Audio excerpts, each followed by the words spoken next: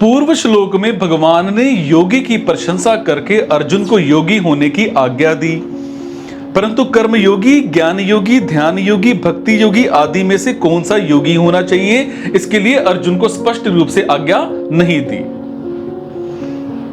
इसलिए अब भगवान आगे के श्लोक में अर्जुन भक्ति योगी बने, इस उद्देश्य से भक्ति योगी की विशेष महिमा कहते हैं।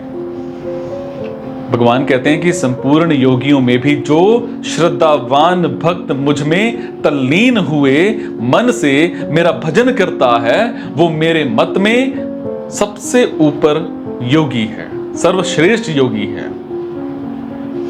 जिनमें जड़ता से संबंध विच्छेद करने की मुख्यता है, जो कर्म योग, सांख्य योग, हठ योग, मंत्र योग, लय योग, इन सभी साधनों के द्वारा अपने स्वरूप की प्राप्ति, अनुभव इनमें लगे हुए हैं, वो योगी सकाम तपस्वियों, ज्ञानियों और कर्मियों से श्रेष्ठ हैं। परंतु उन संपूर्ण योगियों में भी केवल मेरे साथ संबंध जोड़ने वाला भक्ति योगी सर्वश्रेष्ठ है।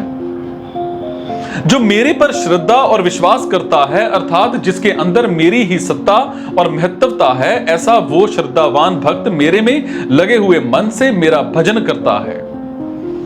मैं भगवान का हूं और भगवान मेरे हैं, इस प्रकार जब खुद का भगवान में अपनापन हो जाता है, तब मन खुद ही भगवान में लग जाता है, तल्लीन हो जाता है। जैसे विवाह होने पर लड़की का मन स्वाभाविक ही ससुराल में लग जाता है, ऐसे ही भगवान में अपनापन होने पर भक्तों का मन स्वाभाविक ही भगवान में लग जाता है। मन को लगाना नहीं पड़ता, फिर खाते पीते, उठते बैठते, चलते फिरते, सोते जागते, मतलब ये सब चीजें करते हुए मन भगवान का ही चिंतन करता है, भगवान में ही लगा रहता है।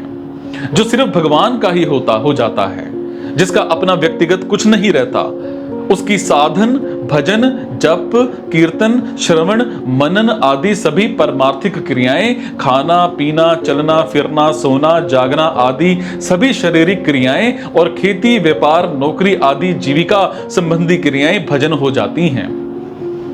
अनन्य भक्त के 55वें श्लोक में बताया है कि भजन का स्वरूप, जो भजन के भगवान ने 11वें अध्याय के 55वें श्लोक में बताया है कि वो भक्त मेरी प्रसन्नता के लिए ही सभी कर्म करता है, सदा मेरे ही परायण रहता है, सिर्फ मेरा ही भक्त है, संसार का भक्त नहीं है। संसार की आसक्ति को सर्वथा छोड़ देता है और संपूर्ण प्राणियों में वैर भाव से रहित हो जाता है।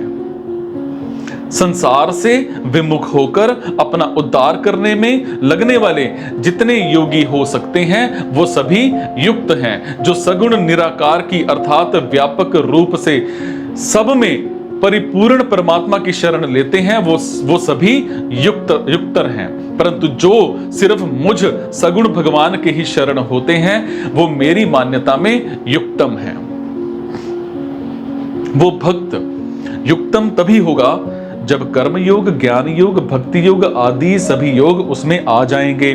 श्रद्धा विश्वास पूर्वक भगवान में तल्लीन हुए मन से भजन करने पर उसमें सभी योग आ जाते हैं। कारण कि भगवान महायोगेश्वर के शरण होने पर शरणगत का कौन सा योग बाकी रहेगा?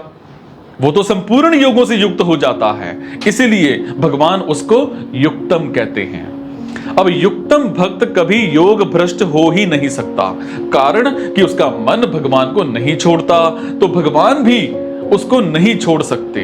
और अंत समय में वो पीड़ा, बेहोशी इन सभी के कारण भगवान को याद ना कर सके, तो भगवान उसको याद करते हैं। सो वो योग भ्रष्ट हो ही कैसे सकता है?